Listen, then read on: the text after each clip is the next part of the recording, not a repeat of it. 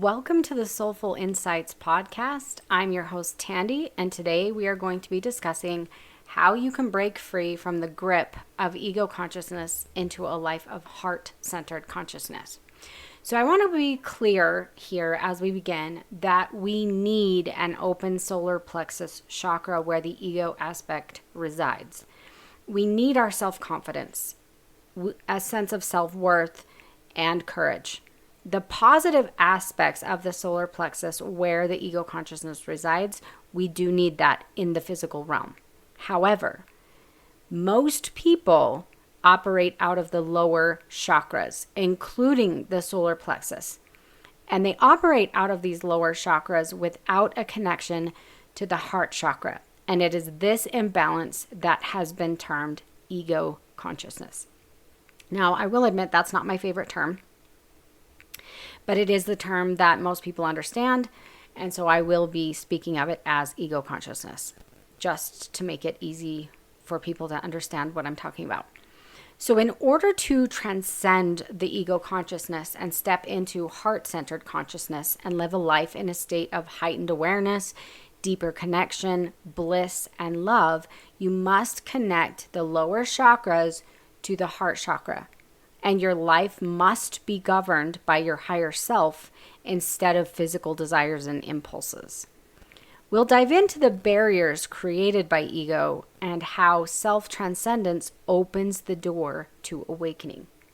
So why this topic? Well, this topic is so crucial to raising the collective consciousness away from lower level consciousness that causes separation and also causes individuals to live in ways that cause harm to themselves and others. And that leads us to see others as objects to be used or consumed for our pleasure or benefit. To seeing everyone as interconnected and worthy of love and dignity. So you can see the differences in living according to the lower chakras or ego consciousness versus living according to heart-centered consciousness.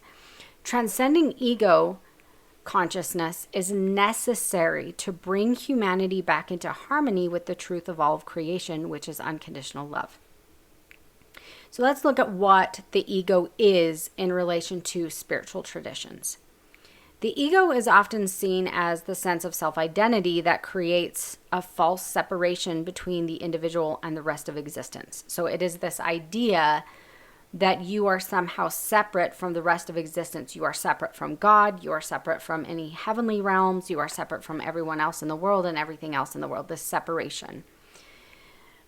I do not believe that the ego is a healthy sense of self-awareness or self-worth or confidence. So what I'm saying is a lot of people will just say ego is all bad. You have to have an ego death.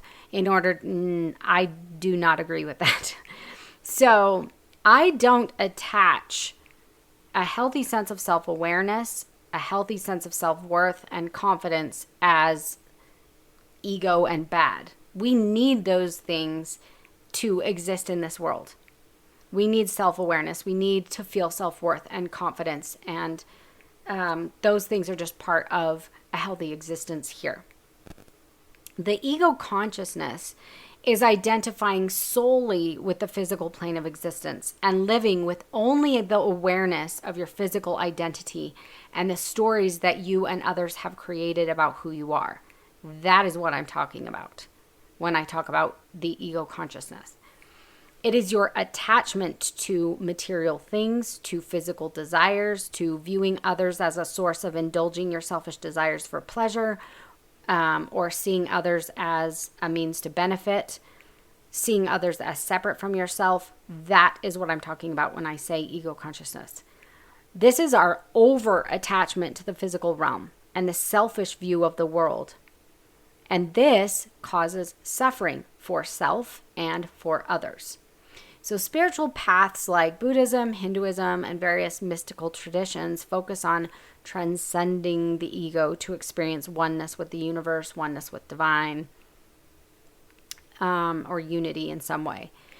In psychology, the ego is the part of the mind that mediates between conscious and unconscious, balancing the demands of reality the physical impulsive desires, and the higher state of consciousness or moral values, which can only be accessed through the higher self. While the ego is necessary for functioning in the world, psychological growth often involves recognizing its limitations and learning how to balance its influence in a healthy way. In both contexts, the ego can be seen as a barrier to deeper awareness, fulfillment, and connection with the higher self and seeing the interconnectedness of all of creation. The ego absolutely serves a purpose, as I've stated before.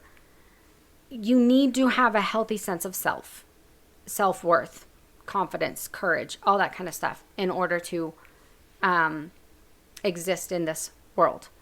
So the idea of having an ego death is not an ideal that one should strive for. And when I see spiritual teachers who claim to be fully detached from the physical reality and who say they've gone through an ego death, what you will typically see is someone who has lost all empathy for others. They've lost all compassion for suffering. They generally do not engage in relationships with others. They live alone, they travel, and they teach spiritually. But in general, they're very detached emotionally from anything. And to me, I don't see why this is of benefit. They say it's easier for them. And it is, because when you truly love, it can be painful when that person that you love harms you or when they die even. And so, yeah, sure, it is easier to not have relationships and to just say, I've transcended my ego, I've had an ego death, I don't care about anything in this world anymore. But you are in this world. And you do need to have a connection to it. So instead of being truly connected, they actually return to the separation consciousness with the inability for empathy and compassion and a complete disinterest in intimacy and connection. So in essence, when they have the ego death, it returns them back to separation consciousness again. So you have to be really careful with the spiritual ideas that you're seeing and that people are promoting. If that person has an inability to have empathy and compassion for the suffering of others, they're disinterested in intimacy, unity, and connection with other people, whatever it is that they're doing is not healthy for existence on this plane. In the physical realm, it's important to have a healthy balance of ego. You have courage, you have self-confidence, you have self-esteem, you have a healthy sense of self-worth. That helps you navigate the physical realm while you operate out of a sense of heart-centered consciousness that drives your actions, overrides selfish impulses, and helps you operate out of unconditional love. It's the connection of those two that brings absolute power into your life. The connection of the solar plexus energy with the heart chakra energy is the perfect balance necessary for living in the physical world while also living in your true state of being, which is unconditional love. You kind of have to have a balance if you're going to live in a healthy way in this world. So signs of an ego-driven life. So we're going to give you a few signs so that you can kind of see maybe areas that you might want to focus on or work on. This is not for shame or guilt or saying that you're wrong or you're bad. This is just a way for you to become more self-aware of the areas where you may not be balanced with heart-centered consciousness. So, number one, you have a need for control. So you struggle going with the flow of life. You struggle with trusting the flow of life. You want to try to control it. You struggle to trust the divine in situations that don't go the way that you thought they should. You want to force others to do things the way you believe they should be done, or force others to believe what you think they should believe. You have difficulty accepting or being open-minded about others' political, spiritual, or religious beliefs. You have a desire to comment or argue with others that don't believe the way that you do politically or religiously or whatever. And you struggle when your partner, children, or others do not do things the way you think they should be done, or they aren't believing the way you think they should believe. You have an agenda for other people. That would be number one. So number two, you seek external validation. And this could present in a lot of different ways. I'm just giving you examples of each of these. There's a million different ways that this could present itself. Any of these could present themselves. So you kind of have to be self-aware to see where this is in you. But seeking external validation is you're attaching your self-confidence, your worth, your value to maybe how much money you make, the car you drive, the clothes you wear, trying to fit into societal beauty standards, dressing in a way that draws attention to yourself or to your body. So this could look like, walking around with some $5,000 pair of jeans that are some name brand that you want everyone to see that you're wearing.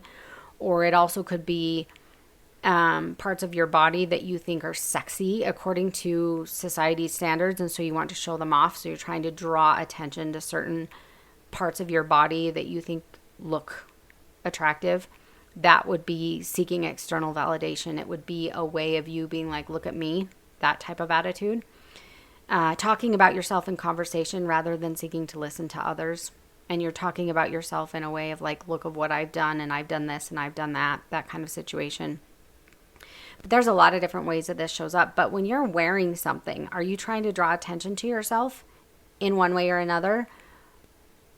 You say, oh, I look good in this. Even just that in itself. Just explore those things. Comparing yourself to others. So sometimes this might look like feeling inferior to other people. Maybe you perceive them as being more successful than you. They're more attractive than you. They have higher education than you do. They're better public speaker. They're better at the piano. They go on vacation all the time. They have things that you want. You just feel inferior. But it can also be a sense of superiority. I am more beautiful than you are. I'm more attractive. I'm more successful. I drive a fancier car. I have more material things.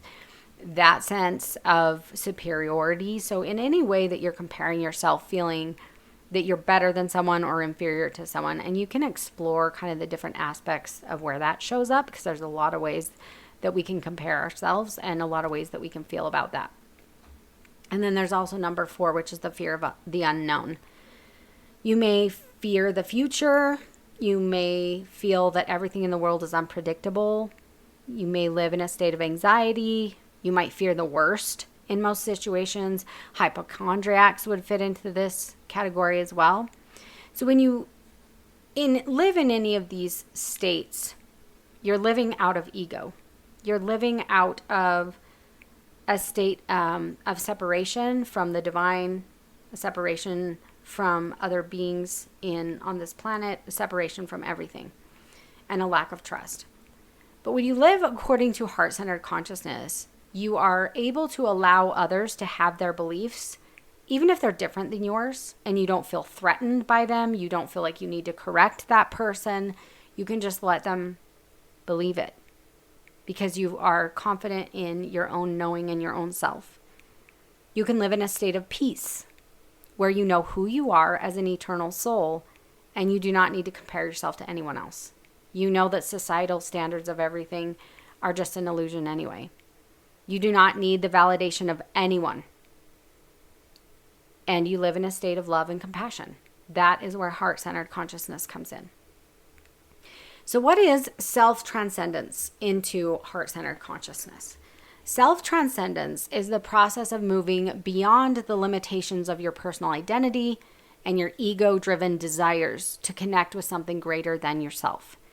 It involves transcending the self-centered aspects of existence, such as the need for validation, control, attachment to material things, or selfish physical desires, or the need to try to use other people to benefit off of them.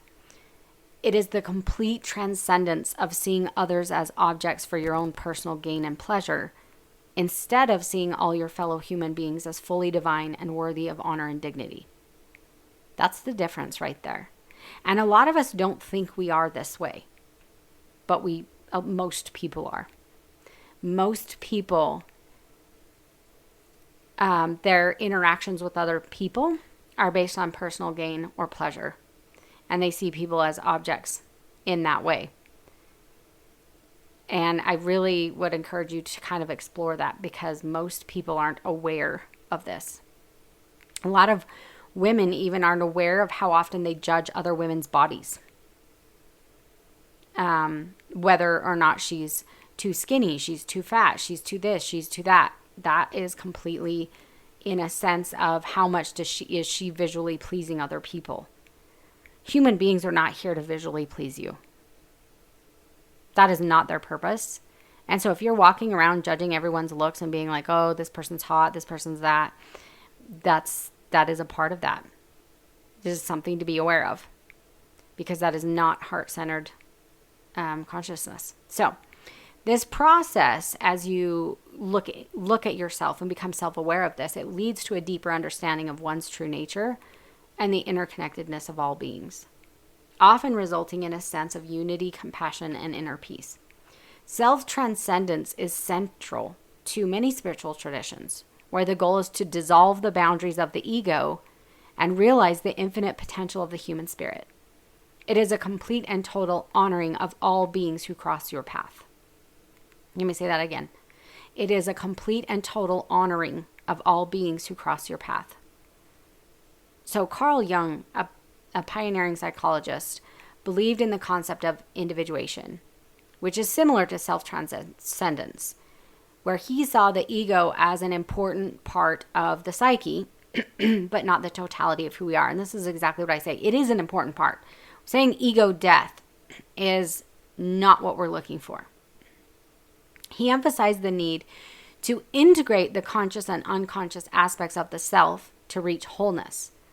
This process of individuation often involves transcending the ego's narrow definitions of your identity and connecting with the deeper collective aspects of the psyche, such as the self, or like the higher self, the archetypal wisdom leading to spiritual transformation, which is what we call the higher self.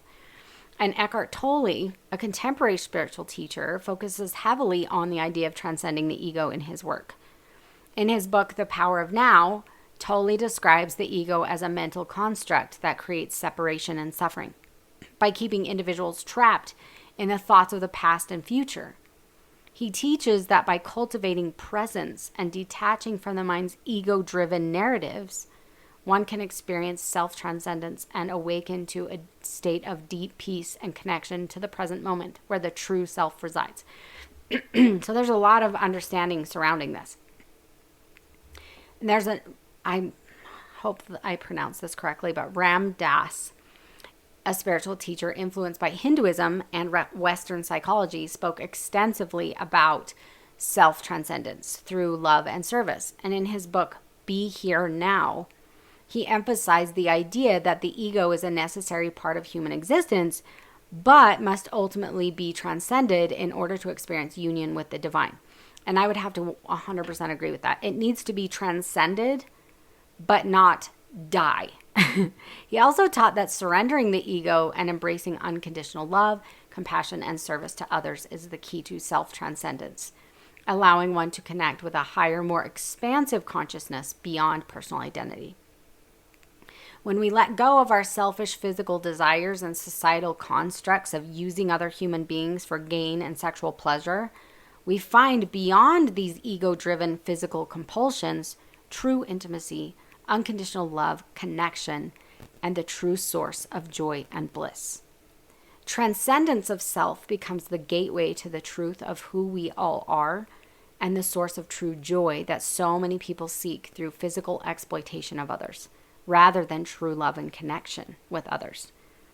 And if you look at our world today, it is 100% driven by physical exploitation of others.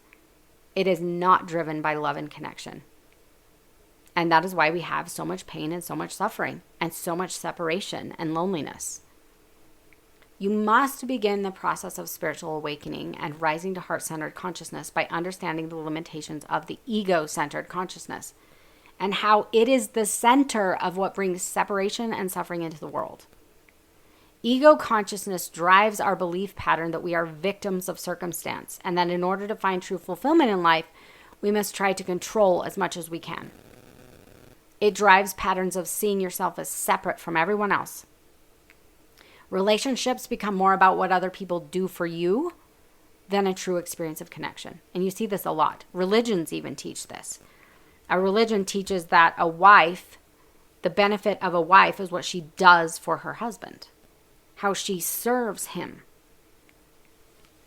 That is ego. That is separation.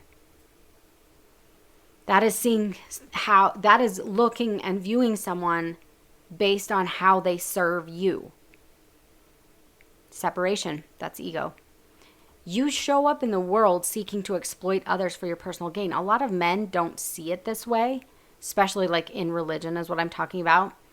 They don't see it that way. But the problem is if you're coming from very strict religious backgrounds, the wife is for your personal gain. She births the children.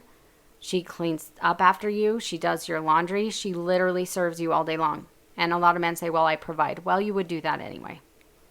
You'd still have a job. You'd still be making the same amount of money. You'd still drive a car. You'd still have a house. You'd still be buying groceries. You'd still be doing all those things. You're not doing anything different. So you're not actually providing anything extra for her than you would if you were single. This is 100% ego consciousness operating right within religious approval. I'm not going to get into that all today, but it's just a really good example of how people are unaware that selfish desires are driving them, and it's actually been ingrained into them by their religious beliefs or by societal beliefs. It may also show up in dishonest business practices or taking things that do not belong to you. These are all ways of exploiting others for your personal gain, being dishonest in any way. All the way to the exploitive views of the opposite sex, viewing them as objects to give you pleasure rather than divine beings who deserve honor and dignity. The ego disconnects you from being truly connected. It disconnects you from your ability to experience the bliss of true intimacy and being driven by unconditional love. In reality, living in ego will always leave you feeling unfulfilled, empty, and endlessly seeking for pleasure. You're never satisfied. You're always looking for more. Because you cannot be filled by that. If you are not filled with unconditional love, you will be a black hole in this world that literally sucks other people dry, trying to find fulfillment that you will never find. True heart-centered consciousness always leads you to a deep connection and is infinitely satisfying and keeps you in a state of peace and joy. As you begin to understand that ego consciousness and the never-ending pursuit of more money, possessions, beauty standards, alcohol, overeating, and using other human beings as objects of desire will never bring you true fulfillment and joy. You will become more open and be prepared for a true spiritual awakening as you become aware of this. As you awaken and begin to see the illusions of the physical realm, the process of dissolution of the toxic aspects of ego will start the process of a full spiritual awakening. So we're going to go through the stages of awakening through self-transcendence. Stage 1 is recognizing the ego's patterns. In this stage, you will need to begin to recognize what patterns of the ego play a part in the way you show up in your life. So I'm just going to read you some questions, and absolutely these are not exhaustive. This is just questions to get you thinking. Okay? Are you concerned with what others think of you? Do you dress to seek approval or validation from others? Do you dress to get attention from others? Do you find yourself endlessly desiring material possessions? Do you compare yourself to others? Money, possessions, looks? Are you concerned with name brand clothing, cars, and items? Do you live in constant fear and anxiety about the future? Are you overly attached to your material possessions? Is there a fear surrounding not having those material possessions? Do you feel a sense of pride over your education level? Do you overindulge in alcohol or other substances as a coping mechanism? Do you view others based on how much they please you visually? Or conform your idea of physical beauty or attractiveness to societal standards? Do you engage in behavior that dishonors the dignity of others for your own viewing or physical pleasure? Do you operate out of concern for others? Do you find yourself being triggered by other people's political views? Do you find yourself being triggered by other people's religious beliefs? Do you feel that you are always right? Do you hold rigid belief structures? Do you have a need to control how others do things or how other people believe? Are you open-minded? Do you struggle with anger issues? The list could go on and on. But this can give you a basis for understanding what living in ego-centered consciousness looks like. This is the level of consciousness that leads to disconnection, pain, and suffering for yourself and everyone that you come in contact with. In order to transcend ego-centered consciousness, you have to be willing to be real with yourself. If you were feeling defensive when I brought up some of these questions, if you want to justify your behavior, if you wanted to argue with me about some of these things, whatever it was that brought up defensiveness in you, that is the biggest thing that is keeping you stuck in destructive patterns of ego-centered consciousness. And until you can release and let go of those things, you will remain in a cycle of disconnection and ego-centered consciousness. It will continue to cycle pain and suffering in your life until you can let it go. So I recommend that you begin with centering and then sit quiet in meditation for about 15 minutes and really ponder on what areas you are really stuck in ego-centered consciousness. And then I want you to move into an intuitive journaling session where you write down all of the things that you kind of learned during that meditative process that you are attached to, all the behaviors that you have, thoughts and patterns that are rooted in ego-centered consciousness, so that you can really see where your work needs to begin. Stage 2, surrender and transcending. Now that you've identified the areas that you are living in ego-centered consciousness, when you feel ready to move to a higher level of existence, you can begin the process of surrender and transcending. And this is why I said when you were getting defensive about something or wanting to argue with me, like that's not a problem and it's fine, you have to get into that process of surrender in order to really then ascend and transcend the ego and ascend into the heart. So depending on where you are on the spectrum of ego-centered consciousness, this might be a difficult process, or it could be smooth. It depends on where you are and how open you are to letting go and surrendering. The openness to surrender is really the biggest thing that either makes this really difficult or makes it easier. It's that simple. I recommend a path to surrender first, and then transcending this level of ego-centered consciousness. So like I said, you have to be willing to let go and willing to be like, yeah, I see how this can be harmful. I see how this isn't honoring the dignity of myself. It's not honoring the dignity of other people. I see how this is not living according to a higher level of consciousness, and I'm willing to surrender. And that's what starts the ascension process. So start with, again, intentional meditation. So you set an intention for your meditation. Ask your spirit guides to provide guidance if that resonates with you. And then I always begin my meditation with a morning blessing and a cleansing routine. So I'm kind of blessing chakras and just kind of cleansing any negative energies or energetic blocks, anything like that. And I have my own kind of method that I use. You can use whatever works for you. And then I do a quick grounding and then connect to the divine, protect my energy. Now, a lot of people envision a bubble around themselves. I don't find that to be as effective as when I protect my energy, I actually envision opening my heart chakra and surrounding myself with unconditional love, so that any energy or entity that does not vibrate at the frequency of love cannot interact with my energy. And so it isn't about blocking things and because envisioning a bubble around yourself is separation consciousness. So unity or connection consciousness is sending out unconditional love from your heart chakra and then only interacting with energies of unconditional love. It means that I'm spreading unconditional love to the people that I'm around, but it also means that negative energies are not interacting with me because I'm not on that frequency. I'm not blocking them. It's just I'm not on that frequency, so it's not a match. At this point, quiet your mind and allow communication from the higher realms to come through. This may come from your higher self, spirit guides, the divine mother, the divine masculine, wherever.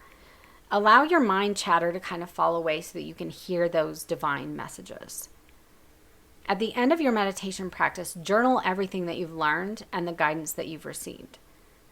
And make this a daily practice to help guide you in your daily life to live your life on a higher level of consciousness. And this will guide you. And there are times it can be uncomfortable because it can bring up things into your consciousness, into your awareness that you're like, oh, like I was not aware of that. I was not aware of how harmful that was. It can bring up things. So just be aware of that. But it's all part of this transcending the ego process. The next thing that I recommend is breath work. I recommend utilizing breath work to process difficult emotions, addictions, trauma, or even just stuck energy. So if you're stuck in certain areas of ego consciousness, those areas where you're really feeling resistance, breath work can be helpful for that as well. And there's many styles of breath work, so just experiment and see which one resonates the most with you, the one that you find helps the most. I generally recommend shorter breathwork sessions daily if you can, or deeper, longer, maybe hour-long sessions once a week or once every 2 weeks. It depends on what came up. If it was a very deep trauma that was being released, a lot of times you need to go through at least a week of integration before doing that again. At least that's my recommendation, because I think you can overwhelm your nervous system and you can overwhelm yourself if you are bringing up a lot of trauma or anything like that too often. You need a period of integration. The next one is intentional living. This is so important. This is one of my major platforms. Begin learning how to live in the present moment. Learn to enjoy each moment of your day to the fullest. Savor your breakfast, being fully present with your food without distraction. Choose intentionally to show love to those around you. Choose to give others the benefit of the doubt rather than automatically jump to judgment or criticism. Intentionally recognize that you do not know the thoughts, intentions, or experiences of other people, and therefore let them have their own journey without your judgment of them. Just stay in the present moment and just bask in the joy and connection and love of other people and let the rest of it fall away. Just be very intentional about what you're doing. If you're sitting down to enjoy a glass of wine down at night, great. Sit with it and enjoy that moment. Just enjoy every beautiful moment that you have. And thought work.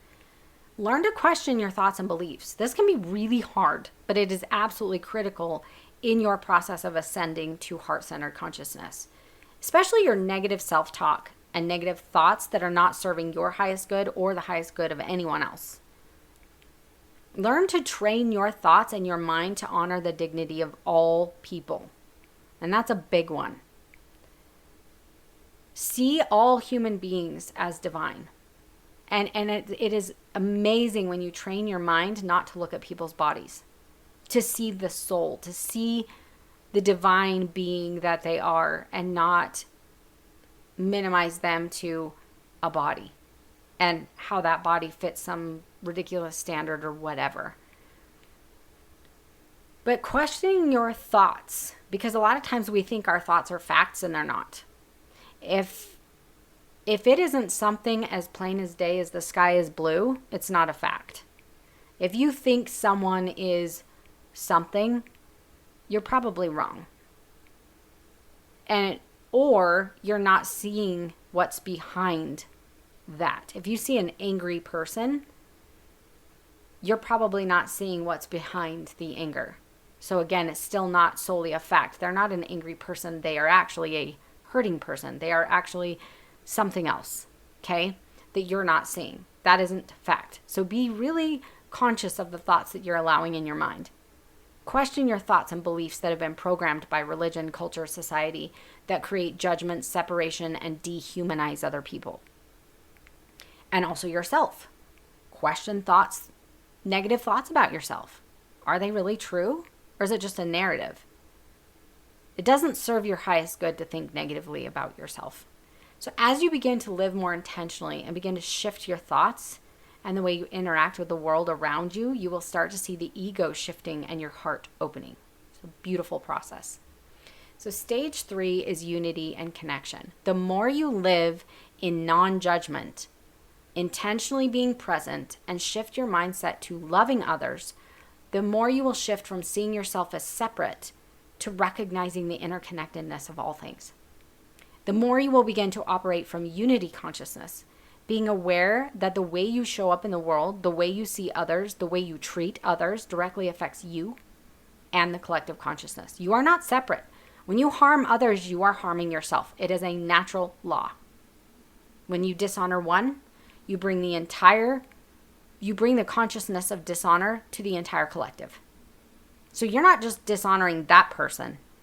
You're bringing the entire consciousness of dishonor into the collective. When you offer unconditional love to one, you bring unconditional love into the collective consciousness. That's how it works. It will affect you. Either way, unconditional love will raise us all. Dishonoring one will lower us all, in the most basic way of seeing that. You'll begin to see that the more of humanity that awakens and operates from heart-centered consciousness, the higher we all rise and the less suffering we see in the world. So yes, every action matters. Most of the ills in the world stem from feelings of separation, loneliness, lack of connection, and lack of feeling unconditional love. When we fall out of alignment with the truth of who we are as a soul, we begin to seek to restore ourselves to that state naturally. Unfortunately, for most people, when they desperately feel the need for unity, connection, and love, if they're living in ego consciousness, they seek for these things in distorted ways. They seek out superficial relationships, trying to control being loved by someone else. They seek out selfish sexual stimulation outside of any level of connection or love for those that they are using. They seek to numb emotions through the use of substances, endless scrolling social media, overeating, indulging in alcohol, whatever it is that they deem pleasurable. They're trying to seek to fill that void with all of these things. The problem is, none of this will ever fulfill the true underlying need of the soul. In fact, all of this leads to further loneliness, further separation, and harm. It perpetuates a cycle of disconnection and a constant need to feed the physical appetite in order to appease the empty desire that can never be filled. The only way to fill the true need of the soul is to return it back to its true nature, which is unconditional love. It is in letting go of the ego, letting go of the physical desires, and in finding true connection and unity. It is the deep soul connection of intimacy that is the true desire of the soul. Dissolving the boundaries of self and other and seeing that all of humanity is interconnected. Transcending the idea that physical pleasure and material possessions provide any value. And realizing that the true expression of your soul is simply unconditional love. And when you come into unconditional love, you are truly in alignment, and that is where peace will be found. Transcending the ego is about realizing that it isn't about what others provide for you, but about reconnecting with the essence of who you are, finding your true self beyond the physical shell that you occupy in this realm. Only when you transcend your identification solely with your physical self will you find the true connection to unconditional love. Unconditional love is the essence of who you are, not what others give to you. When you show up in the world, emanating unconditional love from the source of who you are, that is when you begin to surrender and transcend the ego, the physical illusion, and return back to unity and love. Your motives then turn outward. You spread love, empathy, and compassion. When this happens, you will always feel satisfied. You will always be at peace and completely fulfilled in your life. There is not anything you need from anyone because it's already the essence of who you are and you're connected to it. So practical steps to cultivate this self-transcendence, okay? Daily practices would be meditation, mindfulness, breathwork, grounding techniques, intuitive journaling to observe those ego-driven thoughts, acts of service, community involvement, always being aware of those around you and offering love, compassion, and service to whoever is in need. As you cultivate this way of being, you will be guided to know what others are in need of and how to show up for them. Also, embracing the unknown. This can be a hard one to lean into, but embrace each moment and allow the next moment to be unknown. Trust in the divine to guide your path. Walk in full trust that you are the creator of your life in connection with the divine. Surrender and transcendence is a process. It is not a destination. Let go of expectation, let go of the need to control, and just show up every day with the intention to transcend the ego a little more, to surrender and to find connection. So I've had my own personal journey through spiritual awakening, and it is an ongoing process. I do not claim to be fully awakened. My husband and I are high school sweethearts. We met when I was 14 years old and he was 16. We knew from the moment we met that we were soulmates and we were inseparable. We went to church together on Sundays, spent every waking hour together. When he would have a lunch break at work, he would call me. He would call me when he got home from work. We would even sneak out at night together just to be together. One evening, I think I was maybe 15, I was very, very, very sick. I could not even get out of bed. In fact, it's the sickest I've ever been in my life. And he sat next to my bed and kept a cold rag on my head while playing board games with my 5-year-old sister. He was like a 16, 17-year-old boy. He could have gone out and played basketball with his buddies or whatever, but he didn't. He sat next to my bed and played board games with my 5-year-old sister until curfew. We've always had a good marriage. However, around the 25-year mark of our marriage, something profoundly shifted for both of us. We started the process of transcending the ego at the same time, and our relationship up-leveled to a point where I could hardly contain my joy. And I wish that every person on earth could experience what true soul-connected intimacy and unconditional love can feel like. It is absolutely blissful. It is as if your souls are so deeply connected that you cannot get close enough to each other. There are no earthly words to describe the transcendent experience. My husband's focus over the years started to turn more and more outward. And this started happening years prior to even the shift in our marriage, but he was constantly aware of everyone around him, looking for opportunities to serve and love. And he's been this way for over a decade. If you've listened to my podcast for a while, you may have heard some of these stories, but I'm going to share a couple more. So one day on a lunch break, he went and bought pizzas and took them to a homeless encampment at a freeway underpass and ate with the homeless people and listened to their stories. They wondered why he cared. Why would he spend time with them? Some of them even said, "We are here because of choices we made in our own lives." They spoke as if they deserved to be where they were. And yet my husband believed that they deserved the same dignity that all human beings deserve. Not just a handout of food and pity, but someone to actually sit with them, to care about them, and to listen to them. One more story. We were at the Burger King drive-thru because we often buy my daughter fries. And there's a young man that works at the drive-thru. And he's very friendly to us. He always remembers us. He always sits and talks to us.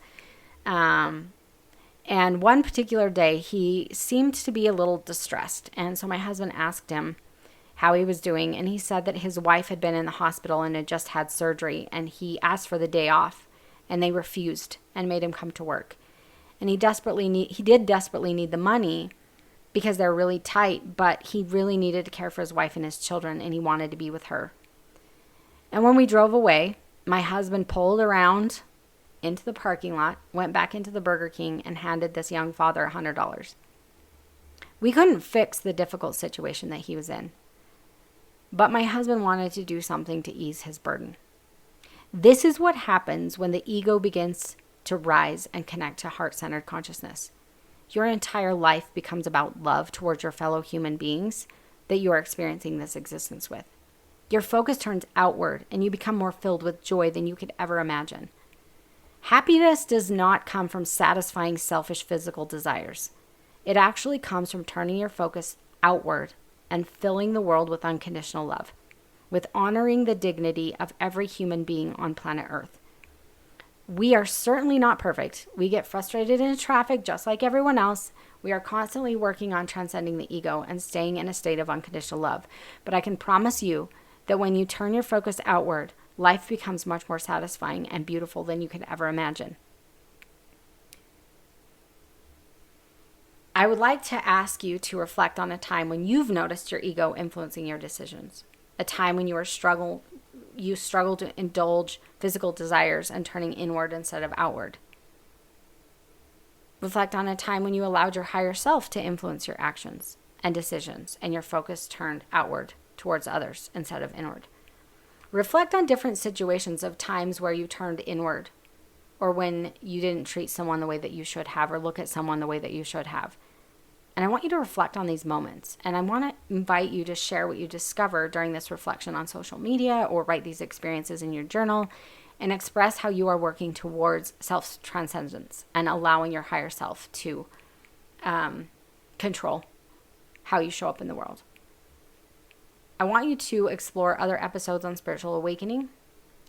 And if you enjoyed this, please subscribe to the podcast for more information on spiritual awakening, personal growth, and transformation. Thank you for joining me on this journey today. Remember, the path beyond the ego is one of discovery, love, and deep connection.